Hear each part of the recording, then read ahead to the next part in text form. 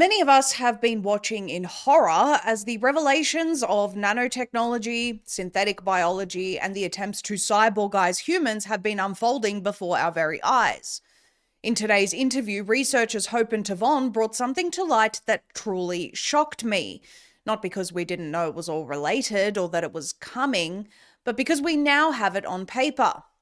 Potentially real hard evidence of the technology that may be used to implement the mark of the beast, which in its current stages seems is being referred to as the bio-cyber interface, and it's, you guessed it, in the right hand.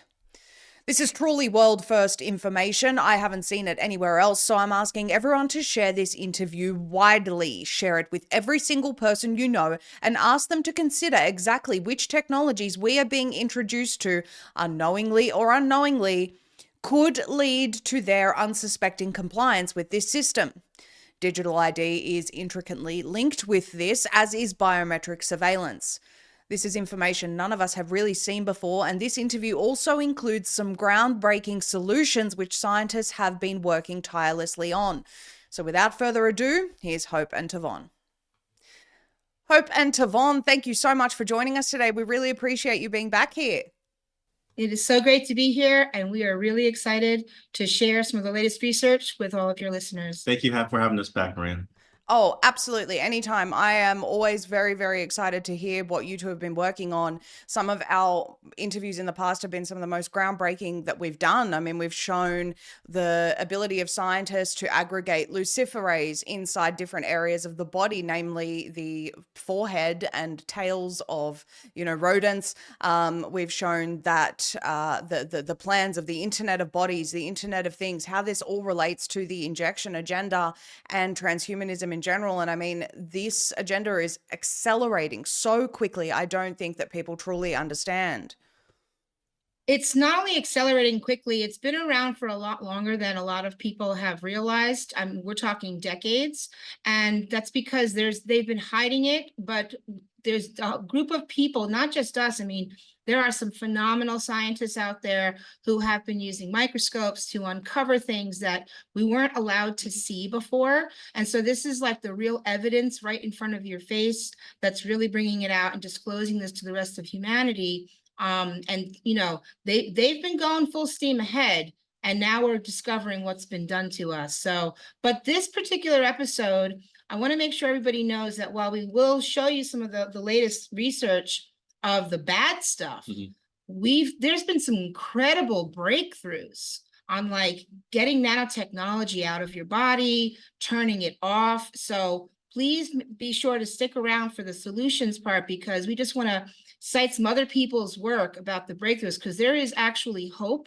We feel much more hopeful in this presentation than I think we have in any of the other ones we've done before, because we've seen some really incredible, like I said, breakthroughs that are helping humanity. I also think this presentation is more of just tying things together that we've covered previously. Now that we know that there are doctors who are actively looking under the microscope and providing solutions to what they're finding. Well, I think that that's so important for people to realize.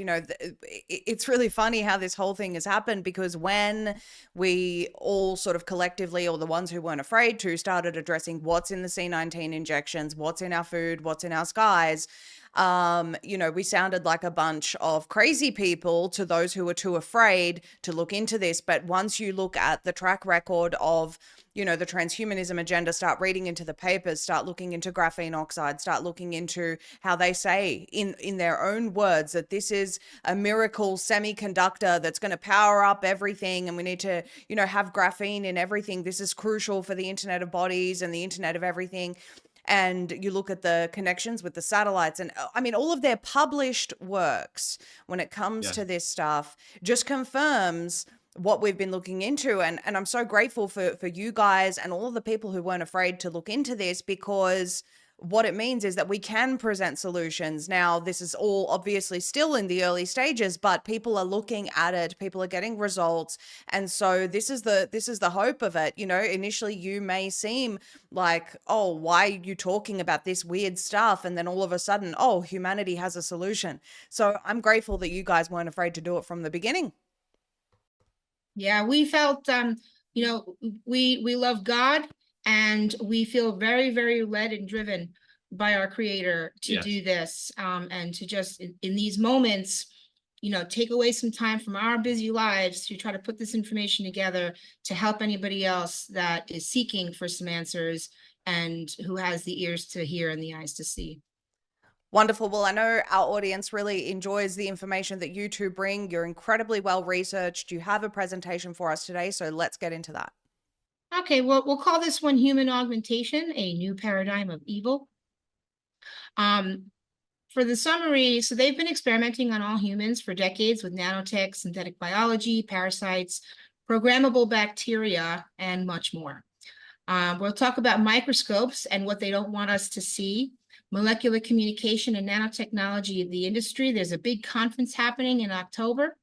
Also, the government's plan for human augmentation.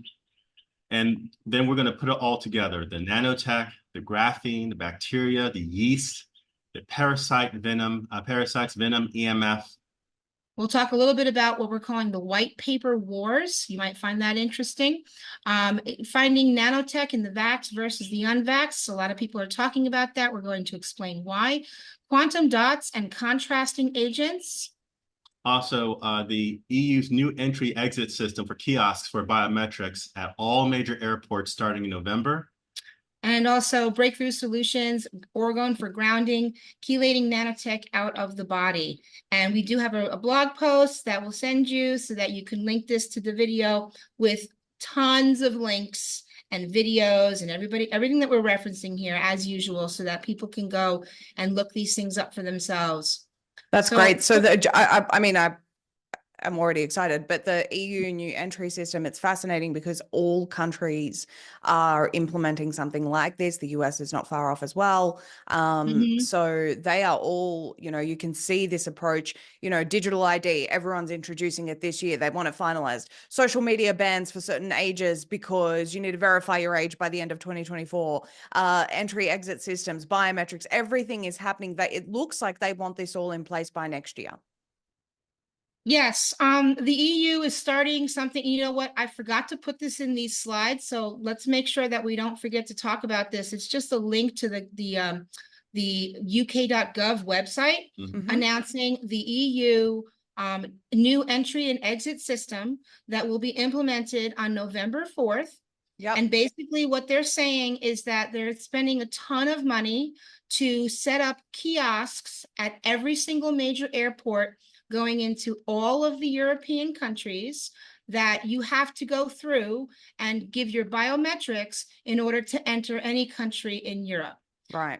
Now they say biometrics is the fingerprints and photo ID. But because of what we've been learning and researching with the Wireless Body Area Network, which is like the secret wireless network that they're using to track and trace everyone and do other things, I'm pretty sure that they'll be scanning your body in order to enter you into a database in order to go into the EU. The Real ID in America, there's something that's very similar. Yes. Because that's been coming up too. I think Australia has already implemented digital IDs. Yes, it's been passed in legislation. They're not mandating it yet, but mind you, 3 days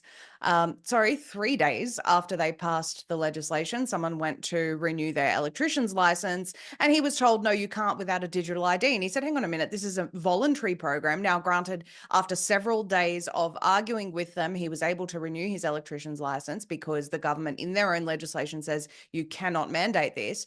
But he lost several days of income arguing with them over this. So it's already problematic. Just 3 days after the legislation passed, they were already trying to enforce it on people. Yeah, and you know what else comes to mind is that show we did with you a long time ago talking about how they were scanning people at the airports. Yes. For the luciferase. You know, I can put a link to that in the notes for this so people can go revisit that. But that's basically what they're going to be doing with these kiosks, and it's all to enter everyone into the new database. And we know that with COVID, they had the COVE-W ban, which was the database for everybody that was on, through the COVID, that they were tracking and tracing everybody there. So with that started, let's go ahead and get started. We're going to take everybody on a little bit of a journey This is about microscopes and what they don't want us to see. So the stuff that they've created a whole bunch of things that nobody can see or feel or taste that embeds into our cells and augments humans, which is also transhumanism. They work with nanotech because you need a very expensive electron microscope in order to be able to see the evidence of what they have been creating. So they did this so that they would have plausible deniability when all these things started to happen and people couldn't see what they were doing, right? Yeah. That's why they're choosing nano, right? Which is very, very small. So this is a little bit of predictive programming. There's a new show, it came out like in 2023, I think, called Silo. I think it's on Apple TV, but I went and got Apple TV just so I could watch this show because I like to watch the predictive programming. It's a show that's about a post-apocalyptic world where everyone lives in a controlled society underground. And one of the rules in this society is that there's no magnification beyond a certain power. Wow. Yeah, the certain equipment is banned in their controlled environment. Yeah, it's illegal, right? Basically, something larger than or more lenses than a magnifying glass would be considered illegal. And Wow. so the purpose of this is to quell the scientific advancement of the society or the normal people and stunt the intellectual growth of the entire community. The same thing is happening right now in our scientific community. So it's because they don't want you to see. So you have to ask, what is it they don't want us to see? So talking about microscopes, this picture on the left here is the microscope, the illegal microscope That was banned. that they made in this show, where they had to take glasses and different components and put them all together in order to get the magnification down to a certain point. And it's very similar to Rife's microscope. So you might have heard of the of Rife's microscope and how he learned how to make his own specialized microscope when he was an apprentice for a German scientist when he was young. And basically, it was using a series of lenses. I can't remember how many dozens or more of lenses he had to basically polish and grind in order to get magnification using light of being able to observe the bacterial world real time. And that technology, I don't think, has ever been made available to the human population since his microscope was confiscated, ever since his initial research. But this was a specialized piece of equipment. Because of what it was able to do, it allowed him to be able to come up with a method of using electrical signals as a means of curing and getting rid of bacteria. But in order to do that, he had to be able to observe their behavior real time under a microscope that operated by visible light. And let's not forget that Rife worked with frequencies. And Yes. This is what you need to see. You need this level of magnification in order to see what frequencies can do to bacteria and cells and things in the body, which brings us to the electron microscope. Now, if you're not a scientist, maybe you have no idea what's going on with electron microscopes, but in order to see this nanotechnology, I mean, we've seen some stuff in some other microscopes. There's many different kinds of microscopes, but in order to really see what this technology is doing clearly, you need an electron microscope. Electron microscopes, they start at about $75,000 and they go up to about $10 million. Right. So yes, incredibly expensive. So they've made it inaccessible Yes. to the everyday Yes. person. A Yeah. financial barrier. that is the Yes. barrier to entry. This is why average people can't afford to see this stuff. So electron microscopes are what you need to truly see the technology. All the electron microscopes are owned by the universities. Yes. The universities are funded by Big Pharma. I will say that there was an instance, I'm not going to name the doctor, but there was an instance where the contents of the COVID injections were sent off by a particular doctor who's well known, and they were sent off to a university, and the results came back, oh no, there's no graphene oxide here. Mhm. Well, these universities are not going to tell you the truth about Right. what's going on. And so Right. this is not credible to just say, oh, no, we've confirmed there's no graphene oxide. Hang on. Sorry, what? Yeah. Exactly. And, you know, I want to let everybody know that just recently, Dr. Group and Dr. Brian Artis and some other doctors from the Healing for the Ages conference, they just got together and they used funding that they had from previous conferences to purchase an electron microscope. So Amazing. there is now a team. They call themselves the Transhumanism Research Rebels. And so they're using this microscope, right? And this is like super new, like they just got it like a few weeks ago. It's really exciting. Okay. Really Amazing. exciting. So they're using this electron microscope to try to run all different kinds of tests to show what this nanotechnology is doing inside of humanity. That is fantastic news. Yeah, it's great news, and I'm really excited.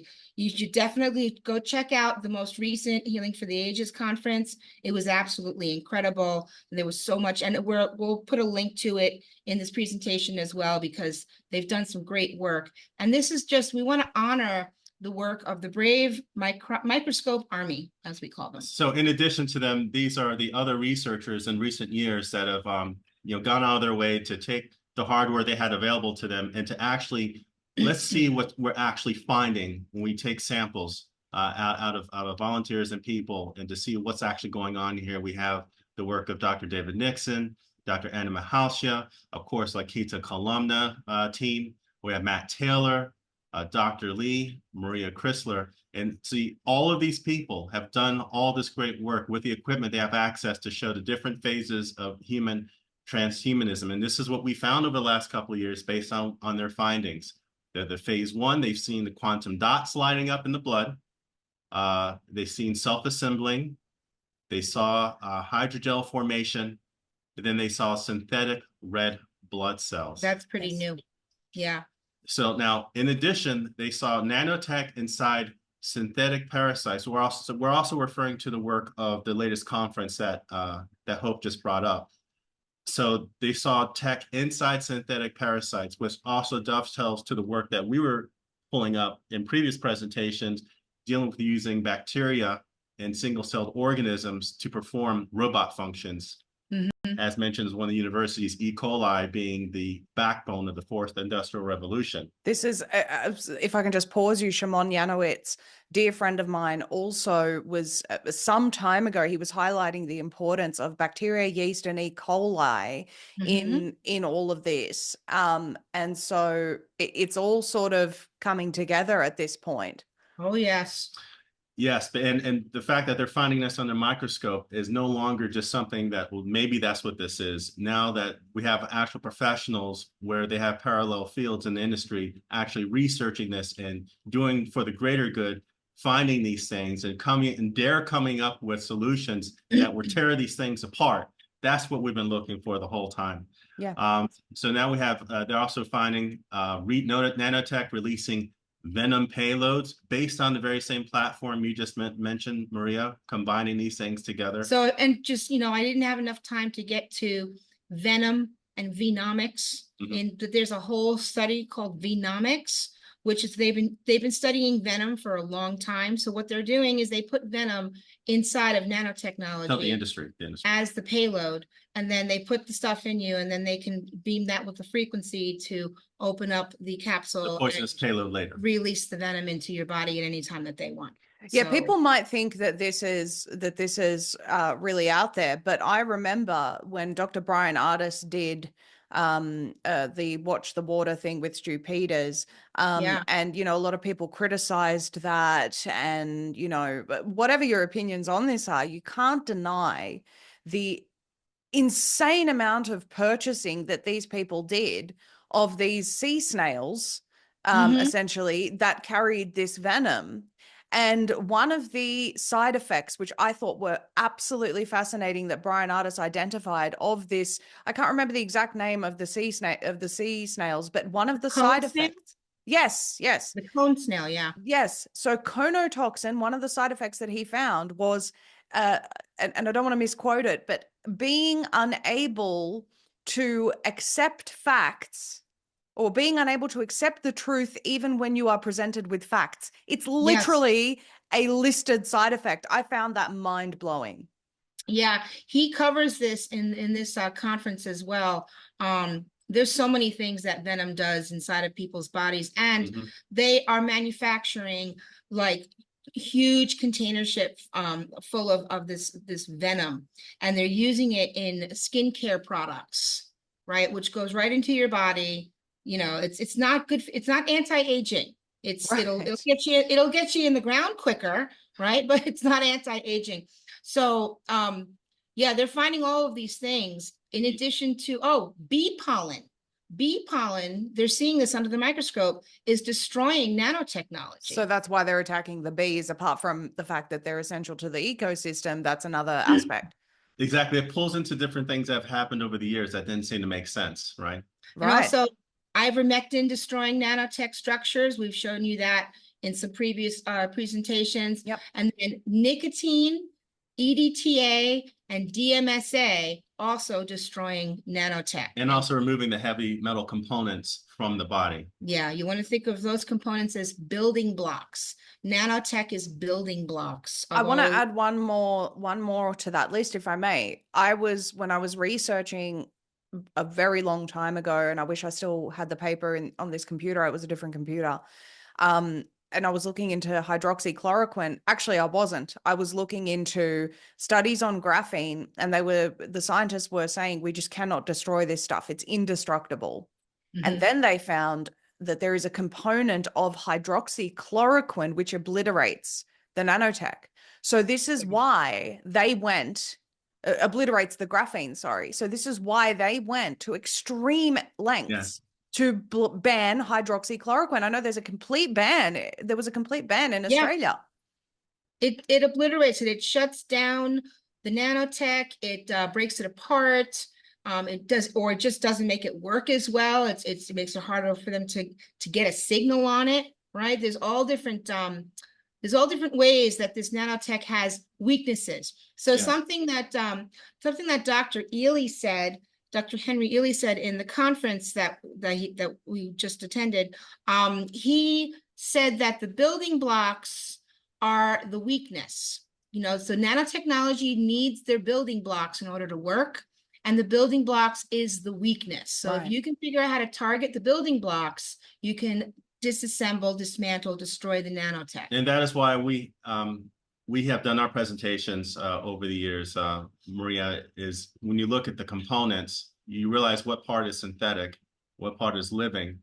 Like if they're using bacteria as one of the main infrastructures for this technology, then you want to find a way to tackle that bacteria. If it's yeast, if the bacteria requires yeast or sugar, then you have to look at your diet. Right. Because again, was as magnificent as these perpetrators try to promote this transhumanist agenda, at the end of the day, it's got weak points, and it still obeys the laws of physics. So it's good. Yeah, they're not God. No.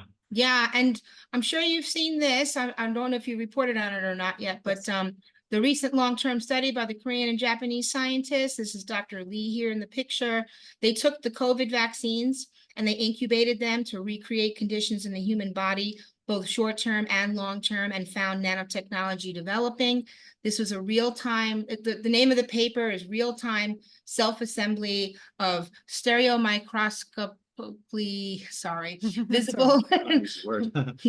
that certain type of microscope.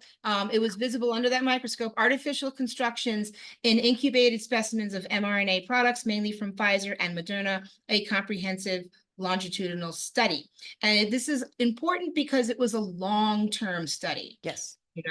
So they were showing what happened immediately after the vaccines were injected in a human body environment, and then also things that happen long term. So and also it's very important because this is being done publicly in Japan, because it's yeah, one of the few nations that took it seriously when it was revealed that the Japanese government had betrayed its population. With the loss of face and dishonor. There's been a public inquiry into these injections. Yes. So I mean, I wish more countries would take it more on board, but Japan, for allowing this study to go forward, and more information is coming out, is very promising indeed. It is. And it just shows you, when people are legitimately outraged at the government, that you can make strides. I'm just watching some of the action that's happening in Australia. They're just barreling forward, and there just aren't enough people. And I'm not disparaging the ones who are involved in trying to stop this. I'm talking about the ones who are not taking action. There just aren't enough people that are coming against this agenda. It's so when you have a population that's genuinely outraged, and you mentioned, honor being a massive thing for Japanese people, they take this extremely seriously. It's like number one priority in their society. When they feel that that the government has acted dishonorably, my goodness, there are consequences. So yes, yeah. Absolutely. Now, this is Maria Chrysler. She works with the microscope. She's got an amazing background. She was part of the conference as well. And what you're seeing here, she's got this particular microscope, Very which is the fascinating. Echo. And I put this up here because I want people to see the price of these things. Okay, this is 33,331 US dollars. Let's get into this a little bit. Yeah. Right. So this microscope is giving incredible images. So I took a couple of her slides. Obviously, I'm going to put links, and she's done some great videos where she really walks you through the stuff that she's seeing. But this particular slide here, what you're seeing are quantum dots. So all of these little specks, she puts it under a dark field, and then she fluoresces it in order to get it to light up. You have to beam frequencies at it in order to get it to light up. So this is all quantum dots. I believe this was in urine. Either it's in, they're finding it in urine and blood. Especially during the detox. Yeah, especially during detox. And she's saying these are biosensors? Yes. Well, no, I'm sorry. These are the building blocks. I made a mistake here on my slide for the biosensor because I'm going to show you the biosensor that she found. Okay. So that's just in a couple slides. But first, I'm showing you the quantum dots that she's showing. That would be like tags, basically. She looks like she's exposing the one on the left to red LED light. That's the 610 nanometers in the description there. And then the 555 nanometers to the right is the green spectrum. And showing you these things light up. And this is a picture from her microscope. This blob here, this white blob, this is hydrogel, right? Clumped in with a whole bunch of red blood cells. And then these little like dots in the hydrogel, these little clumps, these are like payload capsules. I think she called them carbon dots. And they carry payloads of whatever it is that they want to release. So the hydrogel is loaded with all these little payload capsules. You have to see how the clumping together is because the negative charge is being taken from the blood. Yes. To cause the really also, I want to mention just previously in that slide where you had her with a microscope. We want to also stress, as you well know, is Maria, is that that microscope was $33,000. Right. So these researchers that have the means are able to get this equipment through donations or support through people who actually do care, because basically everyone's suffered loss at some point, at some level here, and they're getting attacked, by the trolling online as if it's not enough, right? And as far as I'm concerned, if you want to strictly follow the scientific method, what's in that microscope is probably the most important thing right now to this entire, to unraveling this entire agenda. More important than white papers. It's the murder scene at the cellular level. Because it's the evidence that everybody can see. Yes. I personally can't understand people that attack people that are trying to help. It doesn't make sense to me. I mean, I can understand that people are, sick and tired of the amount of fight and money and effort that it takes to defeat this agenda. I can understand that fatigue, but to be disparaging of people who are actually trying to do research to save people from becoming cyborgs, I can't understand this, so anyway, I mean, I just want to mention that is that people are actually putting they're putting their wallet to into the fight. This is real. This is a real battle here. That's what it takes. It's really important. It's what it takes, and it's like for those who are just disparaging, they need to get off the battlefield, because this is really important that this this gets unraveled and people are healed from this atrocity. Well, keyboard warriors, being a keyboard warrior doesn't cost very much. You've got the price of an internet connection and a basic phone. So I suppose they'll never understand. Anyway, let's Right. go on. So this is the world's first biosensor. That's how they announced it at the conference. And I made this little looping video here. I'm going to press play. It's embedded into the slide. And you will see this biosensor. You'll see it move. It was taken from a double-vaxxed living person. She used magnetic fields on it in order to activate it. So that's what the movement is, a magnetic field moving the biosensor. She writes here, I have demonstrated I can use a magnet field to influence the internal structure of the sensor. It's magnetic and was constructed by robots. Now, we have said in the past in our presentations that there are different kinds of biosensors. Yes. So this is just one of them. I think we named at least 4 different kinds. Yeah. But this is the first one that we've actually seen from a living person, we believe, that's been like caught on film. And that's right? why this evidence is so important. Yeah. So Okay, so a few questions. When she says it was constructed by robots, I'm just thinking back to an interview that I did with Dr. Nixon where we Yes. had actual footage of these robotic arms forming the Yes. shape. So we're talking about that, okay? yeah, And absolutely. how do we know that this is a biosensor? That's a good question. You'll have to watch her presentation because she's got more info on that than we Okay. do. Yeah. I will But definitely, that- I'd actually really, I'd love to speak with her she's very educated. This is her field. She's got all the degrees in this. She's got tons of years of experience in this. This is what she does professionally. So she had to go and study and learn what was technology inside of people, because she knows when she's looking at the blood, she can identify certain things because of her background and experience, but then she's seeing these other things that she's never seen before. So she's done the work and the due diligence to understand when it's tech. So when she says this is a biosensor, I'm, I think that'd be an amazing interview, by the way. Oh my goodness. Yeah, I'd I'm love to just see thinking that. I need to speak with Yeah. this woman. So what I am, number one, I know for certain that something like that does not belong in the human body. Number Mhm. two, I know that they want biosensors throughout all of us. So that's, without a doubt, I know that that's the agenda, because they talk about how biosensors will be used to connect you with your AI and the AI hive mind, and it's going to be checking. You can just reference my presentation on the Policy Horizons Canadian government document, where they talk about biodigital convergence, and you're going to have AI is going to be sort of sensing what you need in your body, and that day you're going to 3D print whatever you need from your counter, because 3D printers are now inexpensive, and that's how your future is going to be. You're not going to really decide anything for yourself because you have these biosensors that tell AI what you need. So I'm not at all doubting that these exist. I'm just wondering how we know that this is it. I'm going to go back and watch her presentation, and if you guys are in touch with her, I'd love to speak with this woman. Yeah, no, we aren't in touch with her. I actually just discovered her kind of recently.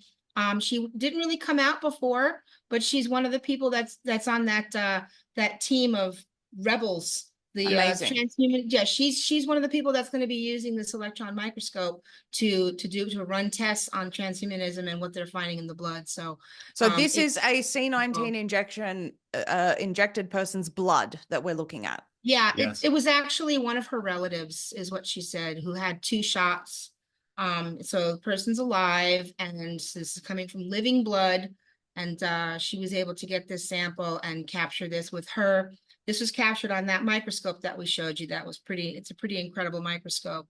So I'd be really interested to know, and Yeah. this is kind of a sick experiment, but I'd be really interested to know if there is some sort of, as a sort of next phase of their research, if we can get, IT people to see whether they can extract information from these biosensors. I'm saying it's a really Wow. sick Yeah. experiment, but it would be Yes. interesting to see what sort of data is being transmitted from it. Yeah, that would be really interesting to see. And it kind of goes along with what I'm saying here, because the data gets transferred from one point to another point, right? So that's communications interception.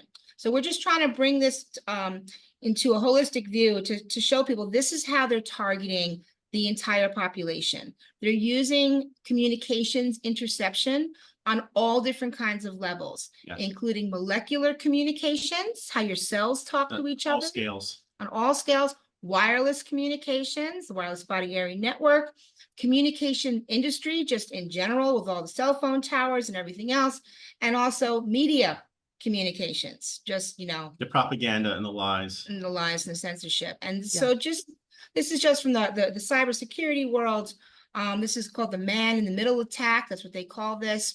It's where the attacker secretly relays and possibly alters the communications between two parties. This is a tactic also used by the intelligence agencies. So let's just pause and think about how they actually are already manipulating the masses through the the propaganda in the media and Yeah. algorithms, right? Yeah. Now consider when they actually have direct access to your body because you're now Mhm. connected to the W-band, and they can alter your thoughts, alter your body's functions, even alter your responses to Yes. certain information. This is something the Rand Corporation openly admitted to, saying we will have the ability to manipulate humans to do things they would not normally do.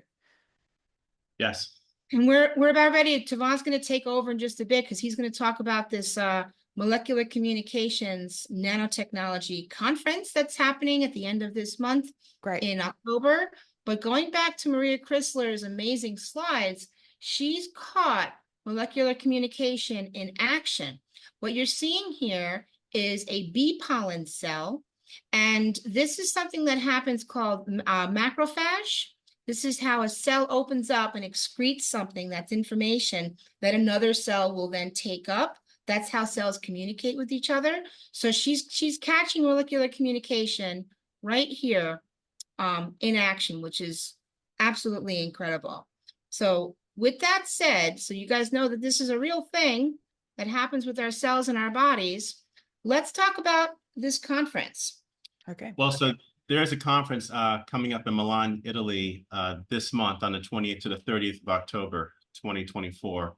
It's the 11th ACM International Conference on Nanoscale Computing and Communication. And just look on the right, the number of universities, the committee members from all the different universities that will be attending this conference. This is the industry. When we say they, who is they, who's doing this to us, these are the people that are implementing this agenda and nanotechnology, right? It's really amazing when I was looking into the AI World Society, and I watched, these young, wide-eyed, bushy-tailed students from Lebanon. College kids, yep. And they were just, wanting to help the world. Their intentions were good and they wanted to be successful. And this guy's just brainwashing these kids, essentially saying, tell me what the future is, and getting them to repeat constantly, it's in AI, it's in the AI World Society. Just, brainwashing these kids in real time. I was watching it and my heart just broke for them, because you can tell these aren't bad kids. Yeah.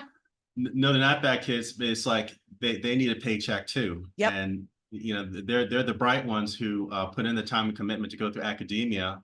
And it's like, now at the end of that, when you're basically promised with the job, that job is to work for a tenured professor that's working for the DoD, that has laboratories in several countries making nanotechnology that is inside everyone.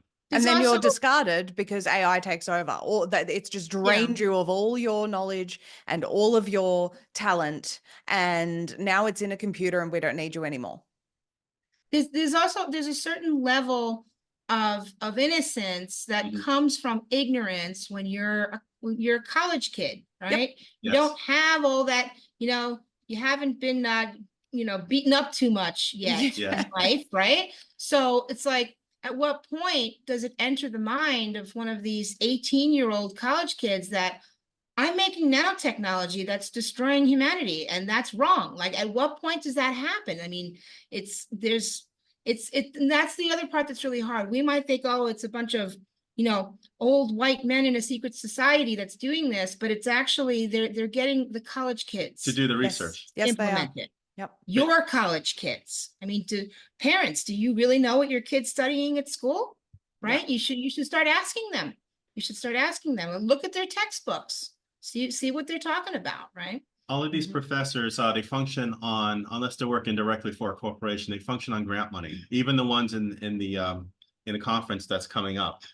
I mean, a lot of these professors have been working for a long time, at least 20 plus years. Mhm. They survive. Their programs live and die on grant money, but the grants are like tens of millions of dollars. So that's how they're able to continue.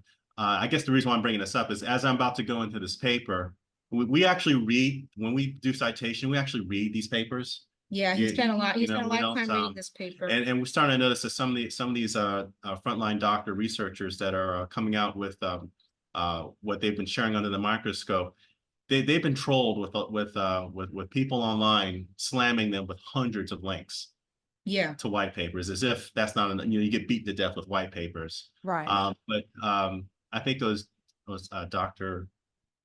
Who was a Navy doctor who did the Oh, Dr. Lee Merritt. Dr. Lee Merritt. Yeah, we're gonna mention her. We're gonna mention her quite a bit because her presentation was also amazing in that conference that happened recently, where she talked about you need to discern what you're reading out of some of these papers. You need to look at who's funding them. You need to at the bottom of each white paper, if they're well written, they'll mention if there's any competition or if they were privately funded, who was funding their white paper. Also, you need to do sometimes due diligence and to see if the person who wrote the white paper is actually in their team, if the team members are actually real people. Yeah, Right. she read one paper. It had like 30 authors, and she went and tried to look every one of them up, and none of them existed. Oh, There's so yeah, they're already using AI to write their stuff. They're already using Yeah. fake people to write their stuff. And so this is, you know, we're in So an age this where is poisoning the well. This is There's a poisoning the right. well. That's a what I was lot of about to fraudulent say. white papers, and all of the white paper, or most of these white papers, they're all controlled by the same publishing industry. So we'll get into that a little bit later. But Yes, the but reason for this paper, though, is because this person here, Massimiliano Parabon, member of the IEEE, he's one of the speakers, of course, with Ian I. Kildees, which we've spoken about before. Extensively. Yes, he's one of the people he's very real. that is at this conference coming up in October. So this paper that was written in 2019 is basically describing everything that they're going to be talking about and working on at this conference Right. this October, which is all focused on molecular communication and how they want to screw with your molecular communication. And because it was written in 2019, before the nastiness of 2020 and beyond, it's kind of is written in kind of a fresh perspective. Mhm. Right. Right. So we're just doing a summary of what was in this paper. By the way, it's we get a citation that it's on the IEEE database. If you put the title in the search engine now, anyone can download it for their own dissemination. So it's publicly available. But in summary, the authors talk about using molecular communication, which is a natural process in which all living molecules use. It's a biochemical process to relay information in biology. That's basically what it is.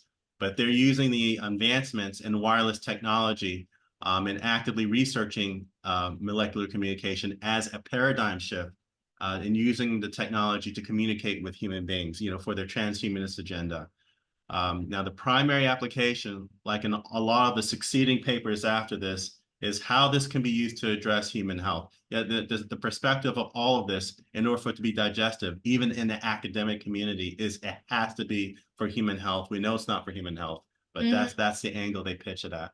Yes, it's optimum health. It's even the Yeah. biodigital convergence document. It talks about how, because we, it even talks about I'm getting a drone to come and pick up my child's tooth that just fell out so that we can go and check whether there's any diseases or anything that we need to address ahead of time for optimum health. This is the kind of it's always painted for that reason. Yes, it's always a fantastic scenario that's never going to really see that in reality. We don't think it's going to get that far. Other things will happen before that. But we know that this is basically built on a weaponized program. But what I'm going to show you now is the illustrations that were in the white paper to summarize what they were talking about. Basically, they're describing that you'd have these engineered molecules that would represent bits of information, and you can have them inside the fluid of a body and still use them as a means to relay information inside the body. Even despite the normal flows of going through the bloodstream and being in the interstitial fluid, you can still use these molecules as a means of transmitting and receiving information. And of Phenomenal course, in a they really have a bad way. goal. They have a goal saying this is defined their National Academy of Engineering for better medicines and advancing health informatics. That's another way of saying track and trace, being able to monitor, controlling you real time using these molecules. Yep. Yep. Like a device. Just like a device. And this illustration that they had in the paper, This is a doozy. it's interesting. So basically what you have, Maria, on the left side, you have the normal human organ system that includes all the different systems of the body, the circulatory system, cardiovascular, nervous system. On the right, you have the digital synthetic nanotechnology-based system that is inside the body that would basically, in the middle at the molecular scale, is the interplay where you'd have like the molecules that I mentioned before, the technology mentioned before, that would take the stuff, the living organic data and natural system, and turn it into the digital synthetic information that would be transmitted inside the body and outside of the body. So what you have at below is basically, I'm describing the scales going from the left side to the right side, which is the system, the organ, the tissue scale, to cellular scale, to the molecular scale, where the cells are interacting with the synthetic nanobiology that they've put inside everyone's bodies, especially those of the injected, and then scale back up to the molecular communication components, to the molecular communication devices, and to the molecular communication synthetic networks that are inside and outside the body. Which they say right here, bio-cyber interface. And of course, you have that cloud, that nebulous internet cloud that's always attached to these. I have I'm struggling to see that picture in full. It's quite small on my screen, but help me out here, guys. I think we can blow it up now. Yeah, well, I'm sorry. We'll make it That's bigger. okay. So, oops. Am I seeing correctly that the bio-cyber interface is on the right hand? Correct. Yes. Correct. They say they try to do this natural systems dividing line between the natural systems on the left and synthetically engineered systems on the right. Because the picture speaks 1,000 words. Of course, with IF Achilles, Dr. Achilles, he's great at doing illustrations on how this stuff works. So what you see, what bridges the two sides is the molecular scale. And that's where you have the molecules that are the specialized designed molecules with their specially designed celled organisms, your E. coli, your yeasts, your synthetic, with the synthetic biology used to either make or act as biosensors to relay information within the network. As you can see on the right, you see MC devices, molecular communication devices. In the paper, he goes into specifics on what they are.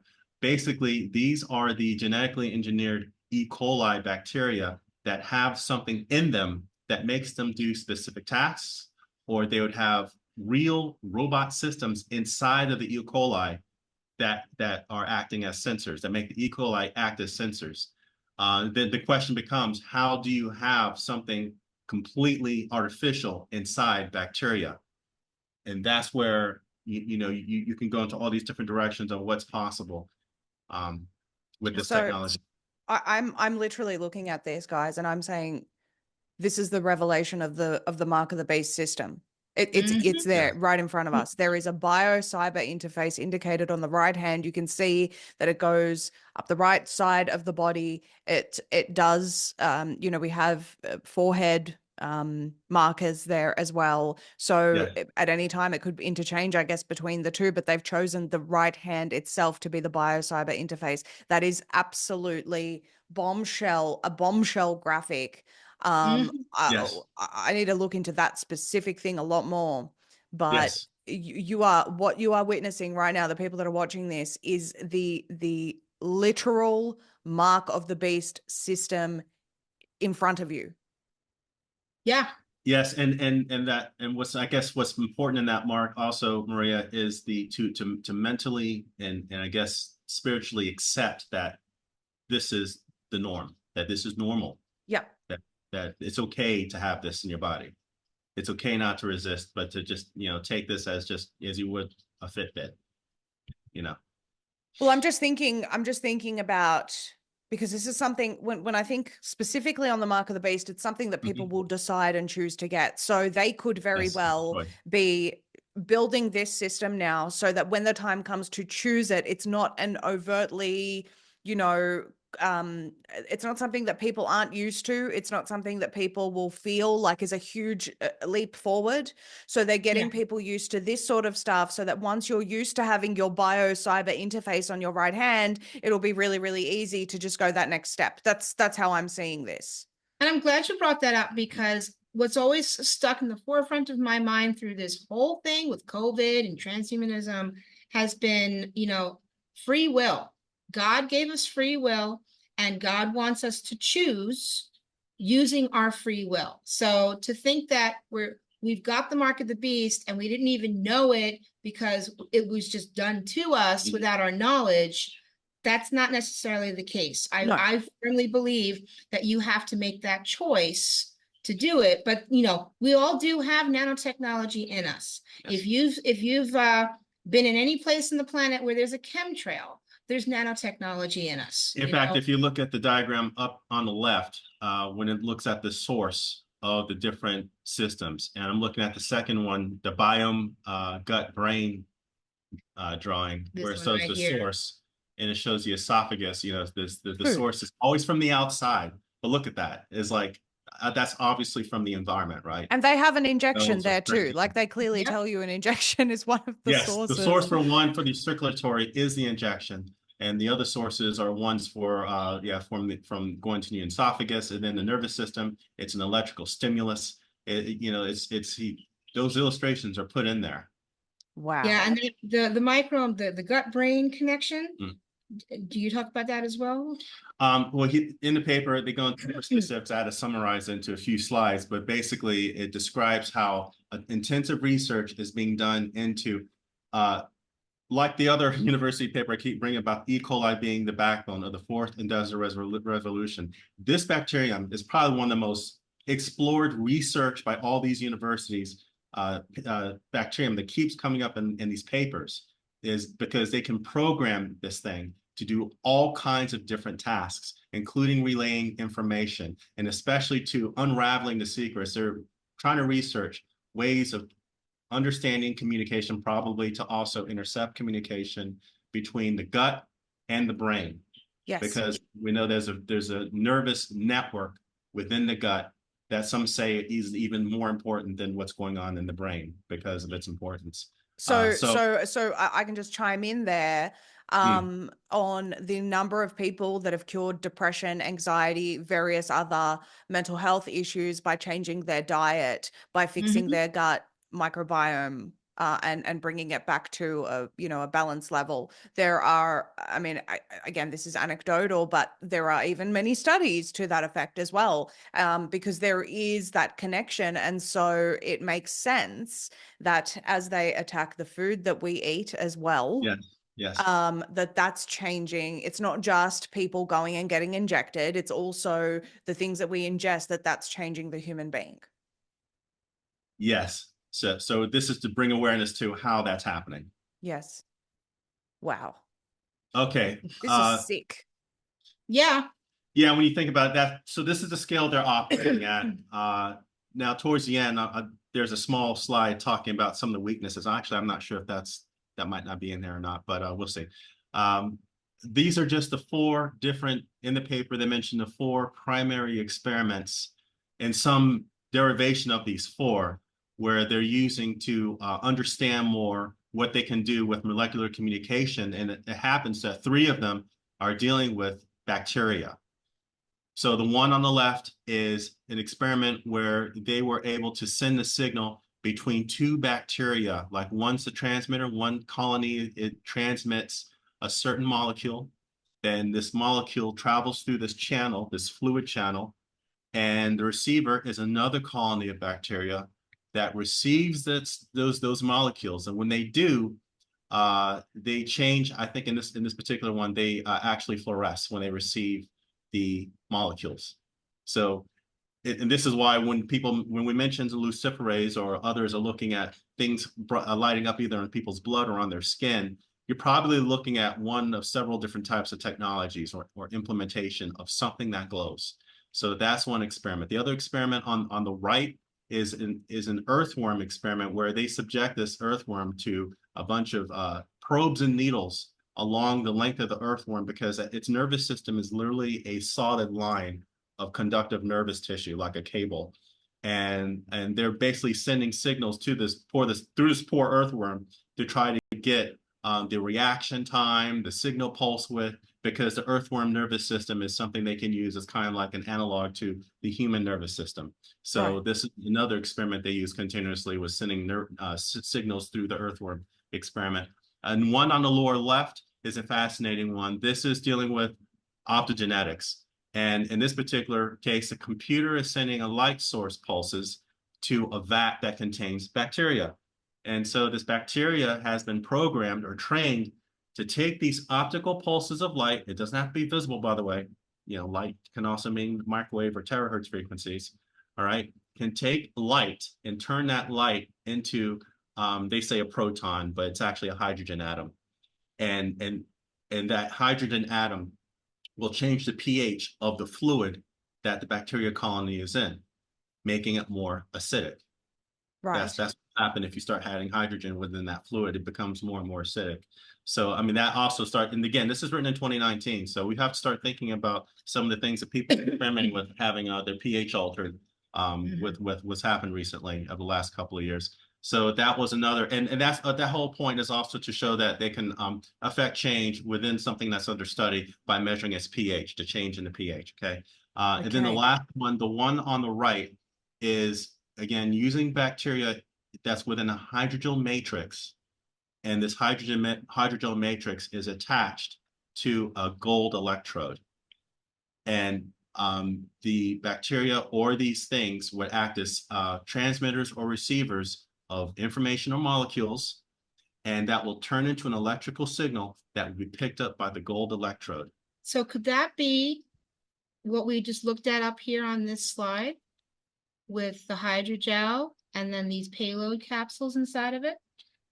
Yes, well, this is application of research that, and this is why it's important to have the microscope. Yeah. With the millions of white papers that are out there, it's when you start putting it to the microscope and start listening to people's testimonies of how they felt what's happened the last couple of years, can you start drawing a picture, okay, which technologies of all the researchers, of all the universities that receive government funding are actually being applied today, are actually being put out there in the open environment into some kind of wet work experiment, and I feel like that's what we're seeing. All right. Just want to briefly, if you need some kind of overarching title to look into, it's human augmentation, which it's the human enhancement is the natural, artificial, or technological alteration of the human body in order to enhance physical or mental capabilities. That's just one of many definitions, but what we're seeing is what they call human augmentation. This is a document from the Ministry of Defense. It's called Human Augmentation, the Dawn of a New Paradigm. This is one of the pages from it where they're basically explaining how this is what they've been working on. So we came from a chimpanzee, and if you buy evolution. And at some point, they just decided to stop evolving into humans, right? Because that's how this works. So we've never in history observed any sort of ape or monkey or whatever they say we came from in the process of evolving. Just at some point they said, fossils. they said we're just going to stop doing this now. Gaps all throughout the fossil fuel records, and that just means that, guys, this is just the next step. We just have to become cyborgs because that's what happens when you evolve from apes. Wow, just incredible. This is ridiculous. I'm pretty sure I've read this Ministry of Defense document, you two may be able to correct me if I'm not mistaken, this makes the case, I think I even covered it, this makes the case, as with all of their sort of documents on cybernetics and human augmentation, Yes. they talk about the super soldier. And Yep. it's mainly around that super soldier discussion, because that's introducing, it does a couple of things. It's like, oh, well, we've already done this to our soldiers and it's helped them. Also, it normalizes it, and we wouldn't harm our own soldiers. So then it can come down to the rest of humanity, right? This is how all these documents are framed. Yes. Yeah, that's how they're framed. And, you know, so if people need like government documents to prove that this is a real thing that they're doing, then there's one of many. There's so many documents out there. And it's also called biodigital convergence, right? So that's, you know, go look at biodigital convergence. This is one of many articles and papers talking about it. What biodigital convergence is it's essentially the merging of biology and digital technology with the aim of creating new technologies and applications that incorporate biological processes. So as part of the white paper war thing that we're going to talk about in a bit, there's been a lot of like terminology thrown around to confuse people. It's like, don't call it this, call it this. Don't call it this, call it that.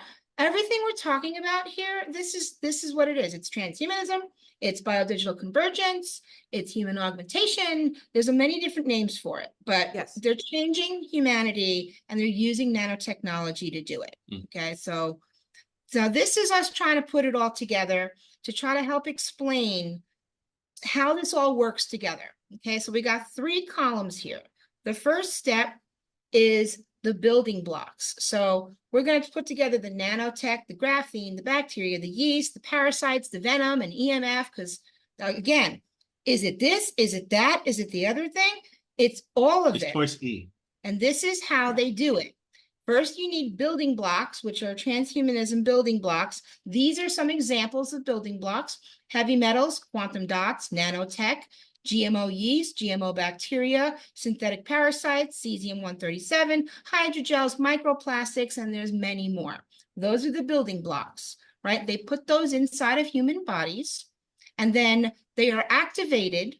These blocks are activated and controlled by electromagnetic frequencies through the secret network known as the wireless body area network, or the W-band, that's connected to every human body and every other wireless network, including space satellites and autonomous weapon systems. And only a few people, like governments, actually have control over this wireless body area network. Do we know which ones? We can probably suspect which ones. Tell me what, because I asked you that. Well, I think it's probably it's probably more than G8, probably the greater G20, something along those lines. Yeah. And not just it would probably be higher up military, and I would say private families at this point. Private families of defense contractors would probably have access to this network. Everyone else is given permission to pay to play. And I think that's the kind of service they're running. But that's my opinion based on everything we're finding here. Who's actually benefiting from this? Who's benefiting from it? Who's funding it? Certain people that are funding it would have access to some, maybe not all, but definitely militaries at the highest, sort of military officials at the highest levels, I would think, because they're involved in this. I mean, when you look at what we're talking about, it does make things. You look at the way war is being fought right now, and what we're being shown on TV with men wearing camouflage with guns with bullets, is like that's archaic compared to what's actually out there right now, what's happening right now in real time. So you don't want to say it's a distraction what's going on around the world, but because lives are being lost, so their eyeballs stay fixed to what's happening and not on this. Where things are going real time. And I'm just going to bring this briefly, but we have the strikes happening right now with what's going on in port strikes. In ports. So and some of that real concern is automation coming in and doing the work of hundreds of people, because there are places right now, like in China, where they have large machines doing all this work, and they're doing it through automation. Yes. And something that combined to what we're talking about today is something that is a real concern. And I think with the amount of money that some of these establishments are looking at saving by doing this, and they're very sadistic, but I mean, I see that they would have distractions out there to keep us fixed from not looking at this. Absolutely. But it's And not so, just that. It's the crises, the manufactured crises, the manufactured wars that actually accelerate us to the point where the general public will just accept this in a point of desperation.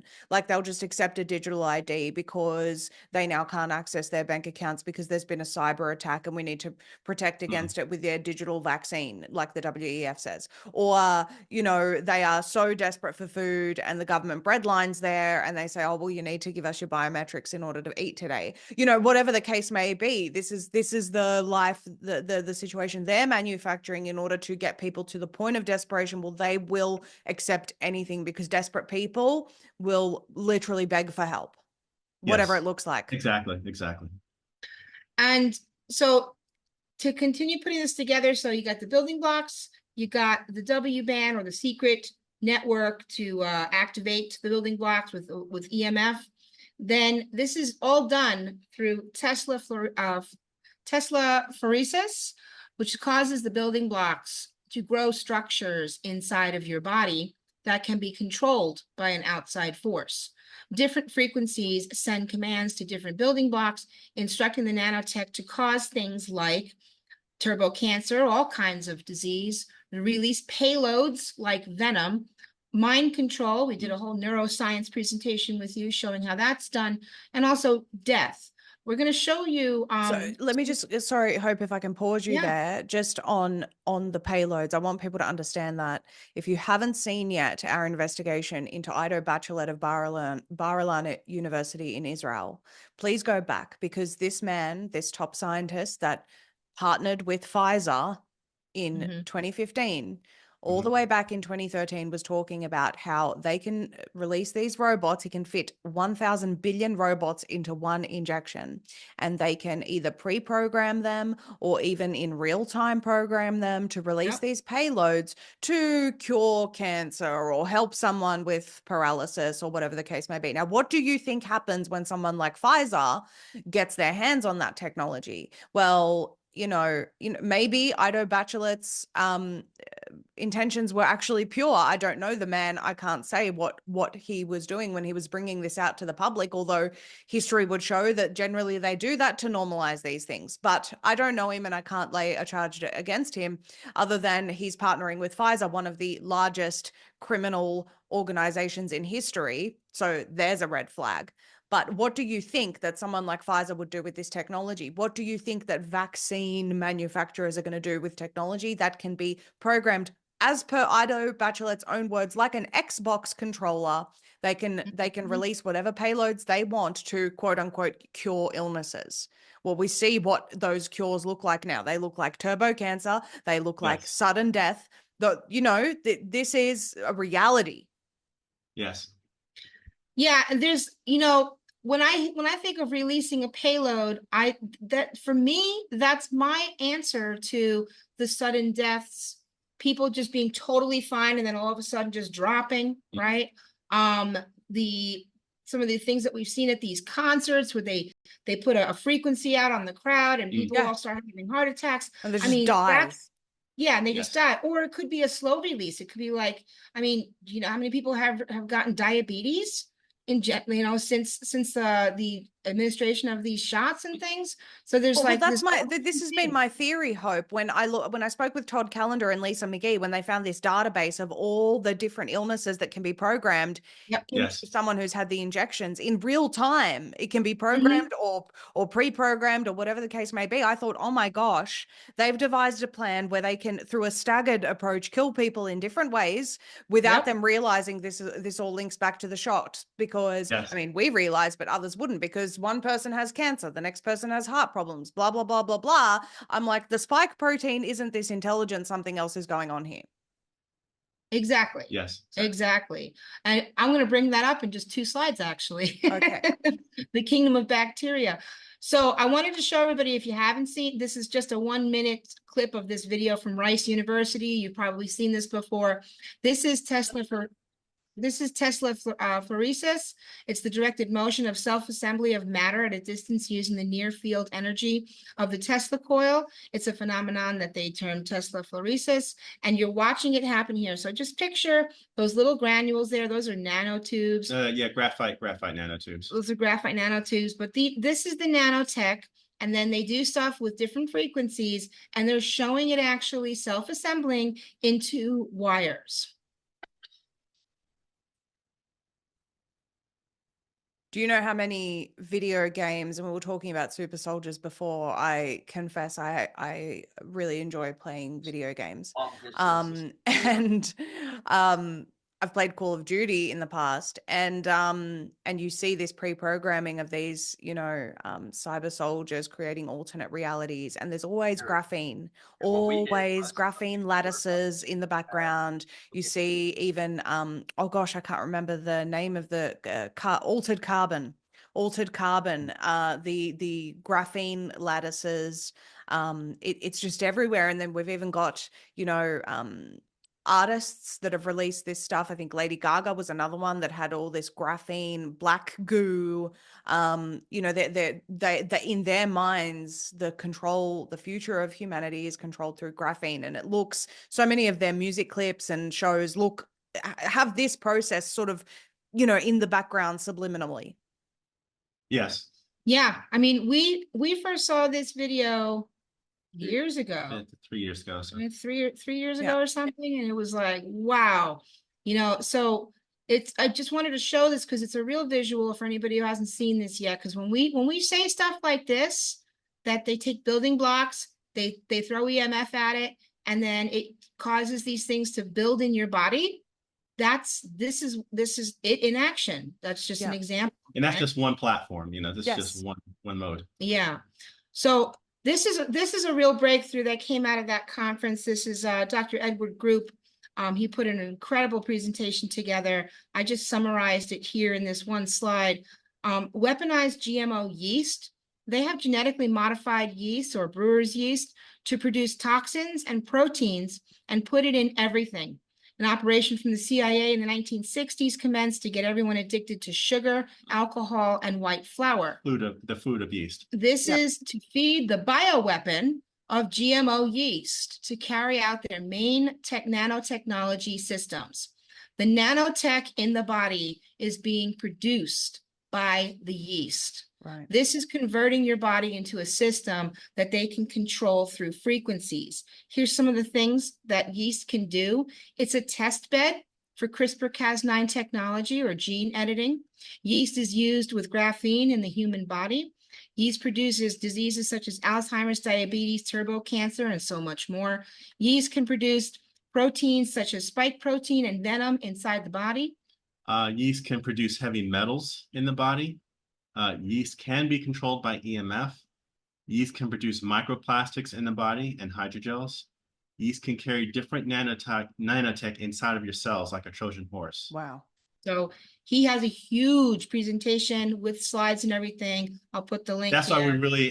this is just a small summary of what he was talking you about. never need to see the presentation. It was really mind-blowing, and it was like the big boom. And this is what you were talking about earlier.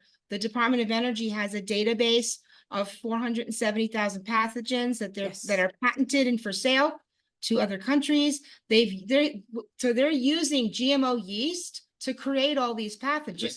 For the pathogens.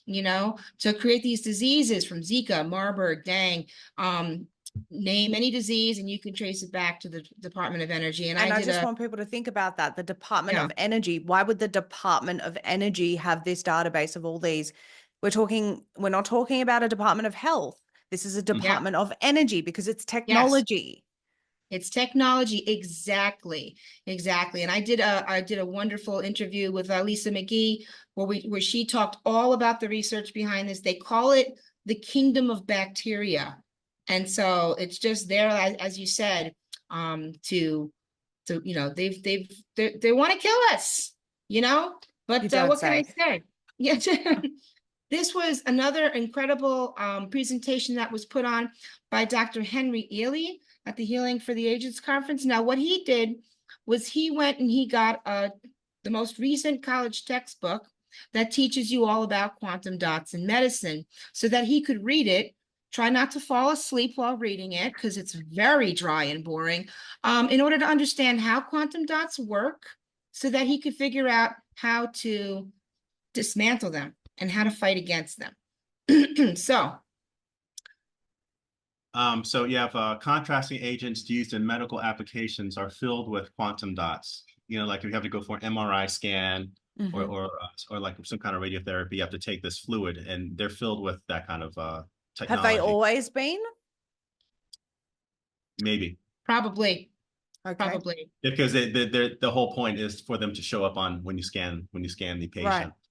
Chemtrails are filled with quantum dots, and this is what makes things fluoresce under the skin when hit one Like frequencies. barium is a contrasting agent. Most of the nanometals would have some kind of reflective. They would fluoresce when you hit them with frequencies. You can look Right. up contrasting agents on like Wikipedia even, and you'll find all the different ones that are around. There's a lot of them. Okay. Right. Quantum dots are made from heavy metals.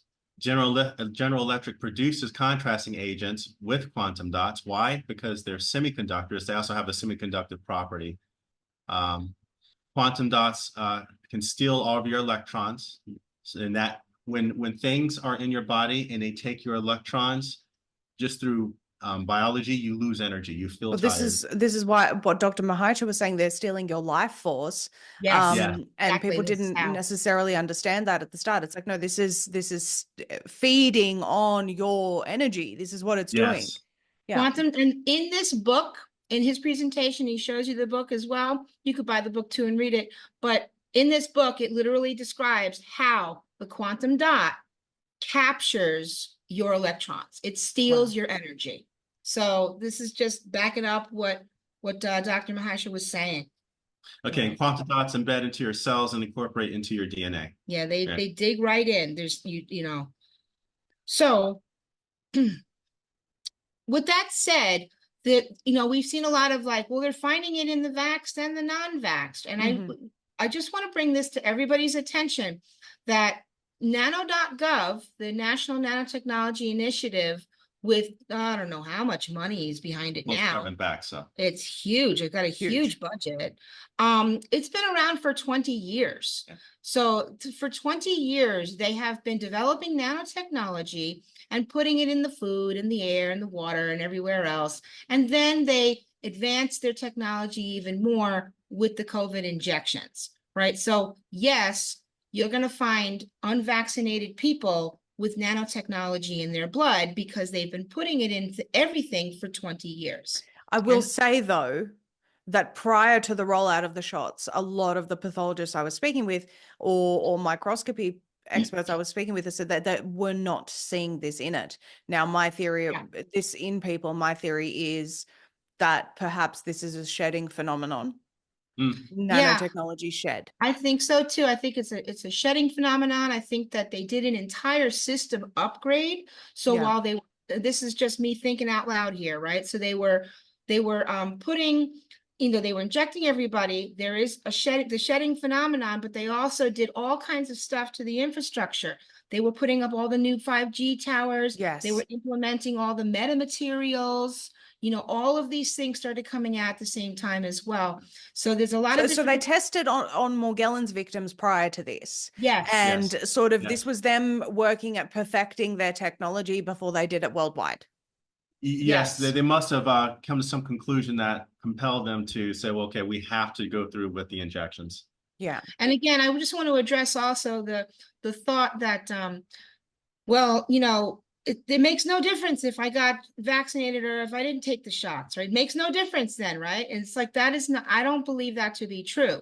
I believe that there's a very large reason why they spent the amount of money, Yes. time, and energy injecting billions of people with this bioweapon. They needed it in order for things to work better. So while everybody does have nanotechnology in them, I think that you're definitely much better off if you haven't taken any of those shots. Or if you've taken a shot, at least you stopped taking the shots. Mhm. But Yeah. people that continue to take shots and they take these causation agents, and it's like, can you really help them at that point? Mm. So because a lot of this stuff can be undone and you can heal from a lot of this stuff. It's going to take a long time. There's no magic bullet You have to for change it. your lifestyle. Yeah, you know, but Can you just take us through the pre-modern examples of nanotechnologies there? I find that interesting. yeah, this is sorry for my voice, guys. I've had a little cold, so I'm kind of It's getting all over right. it. A little scratchy. But the nanotechnology, this is from this National Nanotechnology Initiative website. So if you go to there, you'll find the timeline, and it starts at pre-modern examples. So you've got like this 4th century cup. It's an example of dichroic glass, colloidal gold. Yeah, it's nanometals inside the glass allow it Wow. to glow a certain color when it's shown from when light's from the inside.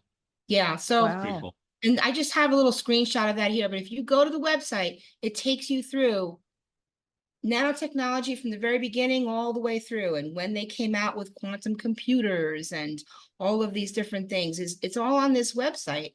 And I was looking this up because a couple years back when COVID was in full swing, I was trying to find like a timeline to compare technology with the legal changes that were made in all the different governments, and also with the COVID rollout, to see if I could line things up. And so that's when I found this nanotechnology website here. That's very that interesting. shows- So, by the way, the NNI is receiving funding directly from the Biden administration, but the Biden administration to develop a universal nanotechnology vaccine. So that is, and in that federal budget announcement, they actually say that existing nanotechnology vaccines include the COVID-19 vaccine. Like they tell Yes. you. Yes. Well, it's Yeah. 20 years old, so how many administrations have they survived? Yes. So with that said, we just want to talk a tiny bit about this white paper wars concept. And this is a slide from a presentation that Dr. Lee Merritt did recently.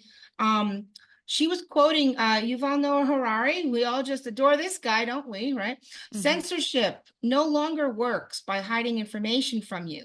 Censorship works by flooding you with immense amounts of misinformation, Yes. of irrelevant information, of funny cat videos, until you're just unable to focus. So what Dr. Lee Merritt was describing in her presentation is that she, as a doctor, a Navy spinal surgeon, I believe, right? By trade. Yeah. She was she and other doctors in the field who were trying to figure out what's going on with COVID, they were getting flooded with white papers. Like it was like ambush, right? And the whole point of that was to just try to overwhelm people with information. And so we're seeing that right now online. We're seeing how there's like people just throwing like long lists of tons and tons and tons of white papers and being like, read all that. And it's like, what does it even mean, right? So we think that this is one of these tactics, but white papers are how scientists communicate. Yes. And it's not just the white papers, by the way. This principle that Harari is talking about applies to all areas of information. So they are purposely putting out their own conspiracy theories, if you will, to discredit actual conspiracy research. And so it gets people to the point where, and we've seen this, I've seen this for the past 2 years or so, actually, or at least for the past year, people are just in a frenzy. They don't know who to trust anymore. They're skeptical of absolutely everything that comes out, which I understand. Yes. And you should be. You should be skeptical and you should do your due diligence and verify everything. Don't believe me. Go and research yourself. I want people to always live that way. But they're at the point where it's like, can't trust anyone. It's really, they develop a paranoia. Yes, and yeah, some days it's who doesn't feel like that, right? Of course. But why, as far as scientists go, to control the narrative and to control the scientists, you have to control the white paper publishing houses. A lot of them are intelligence owned anyway. Yeah. One publisher controls most of them. Yep. Right. Doctors are flooded with white papers to confuse. Right. White papers are written for grants. So white papers, as far as communicating, industry communicates, academia communicates with one another through the white paper. White papers are also written for grants. So there's a money incentive, You know, if Yes. you needed to get funding for your laboratory, which has your graduates in there, young bright-eyed graduates working to get the results you hope they get, right? White papers can be fraudulent, and white papers are normally, a lot of the good ones are behind either paywalls or paywalls plus you have to be someone A of a member. university credential, yes, or work for some kind of industry in the pharma in order to get access to it. Right. And the other And thing that I've noticed with these papers, sorry to cut you off, Hope, the other thing I've noticed is that they're written in a way where they already know the outcome.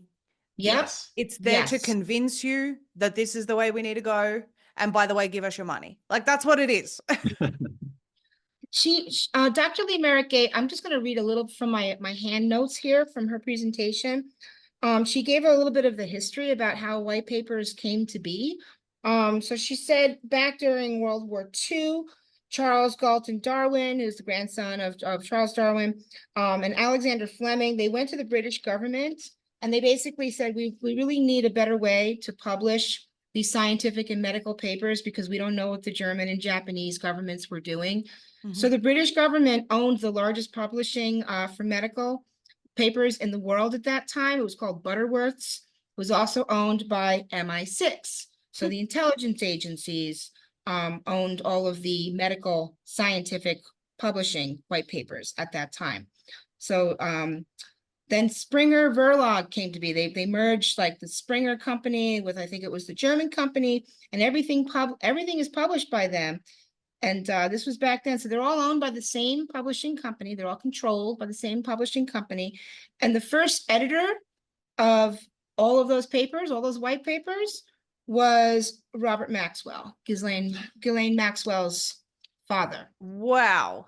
It wasn't a doctor, it wasn't a scientist, it was an intelligence agent. And you can go into his history, so you have, yes. and you know who he is and what he represents. So these are the people that control these white papers and where this stuff is coming from so that they can control the narrative and intercept communication so that the rest of the real scientists that have skills, some of which are given to them by God, so that they can go and look and see and try to figure things out, because science really is only just the study of how God does business, in my perspective, right? So it's like they're trying to help humanity, but it's like you got to have these peer-reviewed white papers, and this is part of this white paper war. Accepted through the gatekeepers, Yeah. I find that interesting because, you know, whenever people that are sort of new to waking up, you know, newbies or surface level conspiracy researchers, right?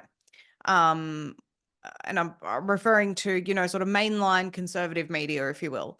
And, you know, they'll think about the Epstein thing and they'll say, oh, these people are so sick and follow the money. Yeah. And that's a really popular line, follow the money. And yes, the money can give you a clue, but it is so much bigger than just money. This is about serving an agenda that is leading to their ultimate goal, which is the mark of the beast. And people, until people realize that, and I know that a lot of our viewers do, they get it because they're smart people. Until people really get that, every single step is not just about money. They have all the money. They can just print more. They can just add more zeros to their bank accounts. It's really not their main priority.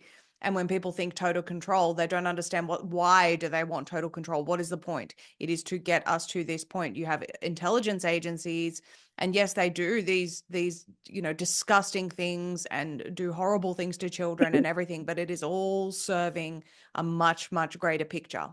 So that's just further evidence of that. This is going to knock your socks off, Maria. All right. When they all got together to create this conglomerate white paper publishing back then, they gave it a new name. They called it Pergamon Press. Pergamon Press? Pergamon Press, it means the seat of Satan. Oh my gosh. Where's that medical industry coming from? Huh? That's crazy. That is absolutely crazy. I'm not surprised. I'm not surprised. So you know, with that, let's round this out with some amazing breakthroughs great that come through. These are just like a list of things that people can go research, A lot of it was at this conference. You can go look at everybody's individual bodies of work because, and we definitely recommend work with somebody that's trained and knows how to do these things. But here's just a small list. But that's why the conference was so valuable, because they actually had just a day of solutions. Is amazing. Right. So chelating nanotechnology building blocks with EDTA, DMSA. One of those doctors that did the presentation, actually, he went through this process and was measuring the heavy metals that was in his system before and after he was going through. And it was astounding how much heavy metals was in his body and how much he was able to get out over like a three-day period or so. It was great. Yeah, Dr. Wow. Ely's chelating He did nanotechnology. it to himself, and he went through Great that presentation. I process. saw an article shared by Dr. Mahaicha, which was actually from the bad guys talking about how chelation works to destroy nanotech. So very Yeah. interesting. Mhm. Yep. Also, you have to think that for the people who are hatching these plans, they got to have some kind of out themselves. I mean, they're Oh, living yeah. on a lot of them living in North America. They're living on the planet too. You can't tell me they're not inhaling these heavy metals. Also, I just think that they're crazy, and they actually think they can clean themselves too. I So bet you they're looking at chelating. these solutions. I bet you they're chelating regularly. They're probably doing all kinds of detoxes. Yep. So they have the liver detox. Liver is a very important organ. As far as your ability to be able to remove these things and take in as a filter to absorb all the toxins in the body. You have to be able to get that out of the liver as well. Grounding. I don't know if we mentioned grounding later towards the end. We only got like a few slides left. The next slide, we're going to Sure. talk more about grounding. And nicotine therapy. Dr. Brian Artis he did a very amazing presentation dealing with nicotine. Also, he showed some footage from La Quinta Columna on what nicotine does to some of those chips. When exposed to nicotine, they literally explode under the microscope. It's an amazing thing to watch. Have you seen that, Wow. Maria? This from La Quinta Columna. I haven't What seen they- it, no. I was going to put a video here. I'm sorry I didn't put it, but they took a tobacco leaf.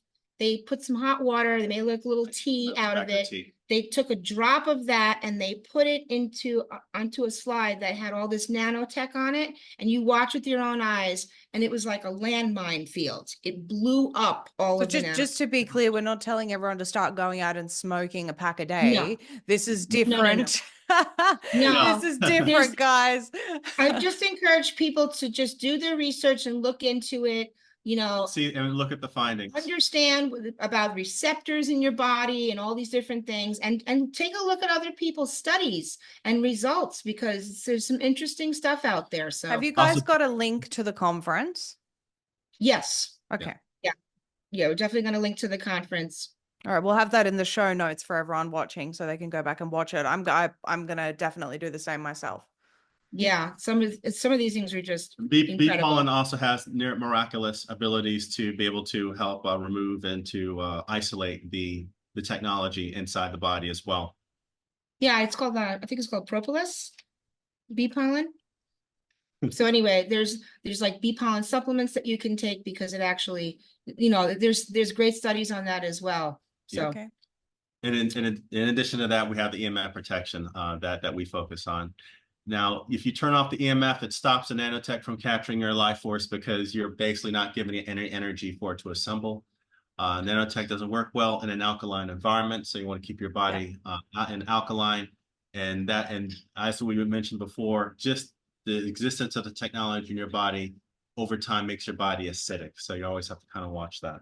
So Yeah. with that said, we've explained how our products work before, but we want to bring a new perception into this, because we hear a lot of people talking about grounding and how good grounding is for you. So Tavon, could you just take us through grounding and how orgonite actually is a way to ground as well? Okay, so your grounding is you being connected to the earth, normally just bare skin on the ground, on the grass, at the beach, or in the pool. Your body is absorbing electrons from the environment, from the earth, to replenish your energy. And it boosts. There's all kinds of studies now, even from that you can find on national health sites, dealing with grounding, reducing inflammation, boosting immune response, decrease the healing time.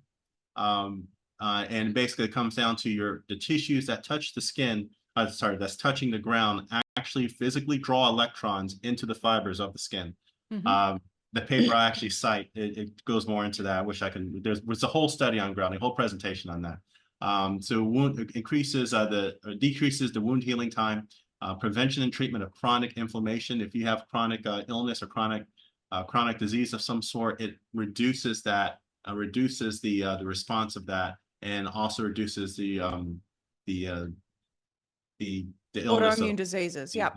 that kind of thing. So Mhm. now with orgone or orgonite, what people have also realized is that there have been experiments done. Basically, when orgonite is inside in a toxic field or immersed in radiation, people have done things where they've taken microwave ovens and they put in the composite on top of the microwave oven and they turn on the microwave oven. They emit negative ions. Orgonite emits negative ions because of its components inside. They get stimulated and it creates a grounding effect. So when you have these components or these composites around your body, it creates a grounding effect. Also, it's high surface area.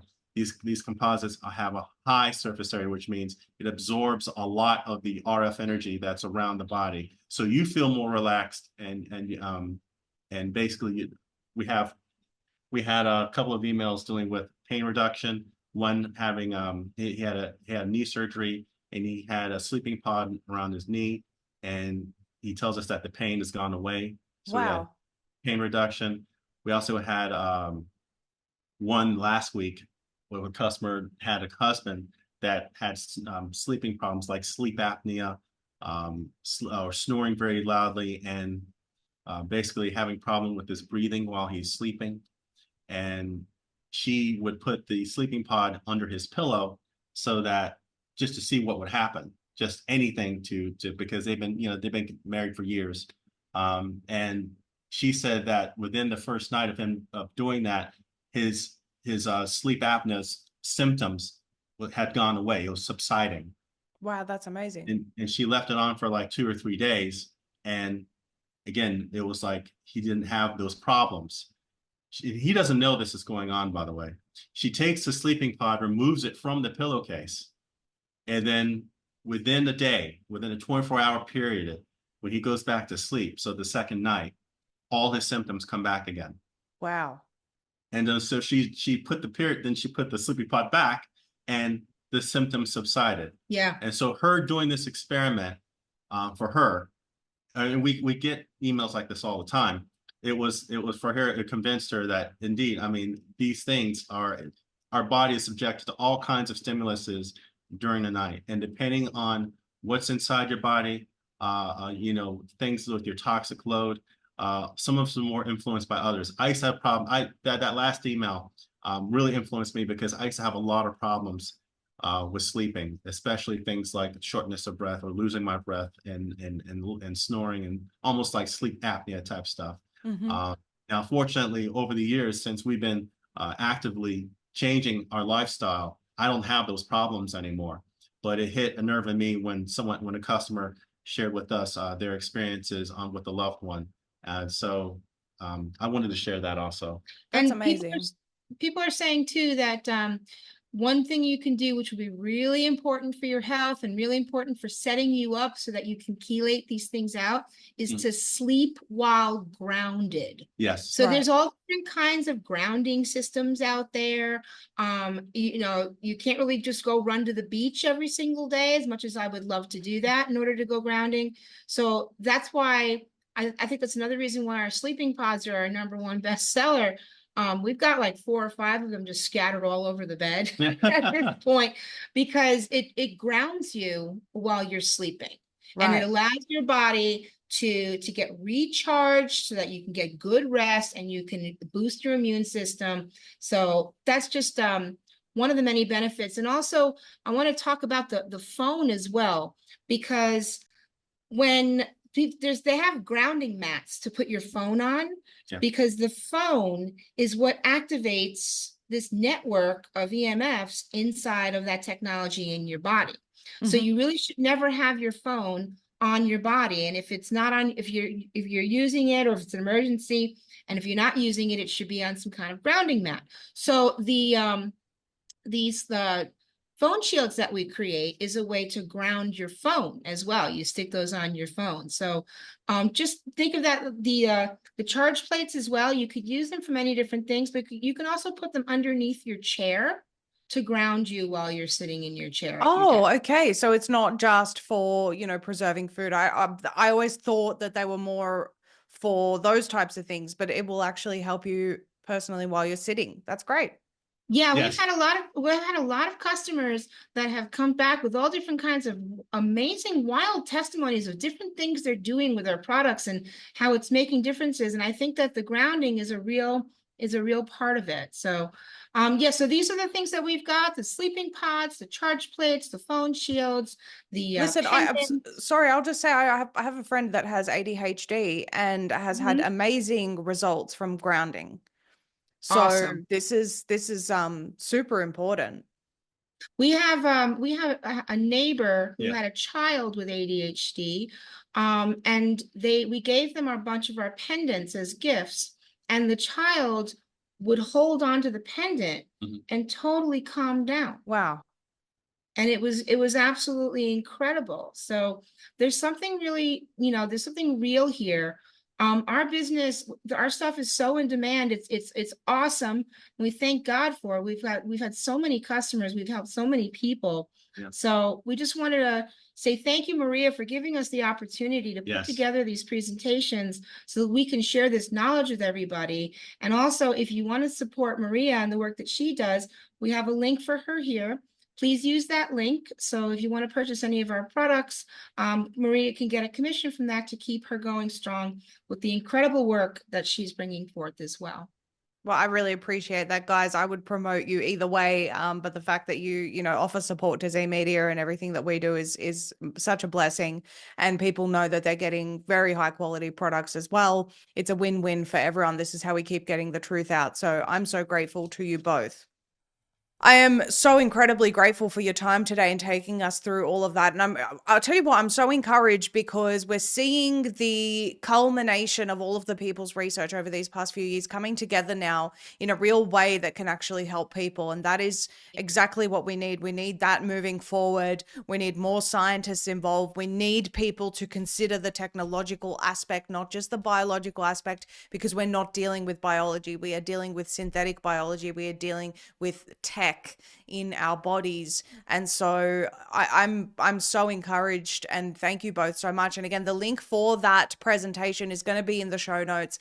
The link for Hope and Tavon's products are also in the description below. So go there, take a look. You're supporting Z Media, you're supporting them, and you're supporting yourself with products that can actually help you as well. Hope and Tavon, we're so grateful for you. Thank you so much. It's so great to be here. Thank Yes, you it's good again. to see you again, Maria. Thank you. Really appreciate you both, and I'm sure we'll speak soon. God bless. God bless Take care. you. Bye.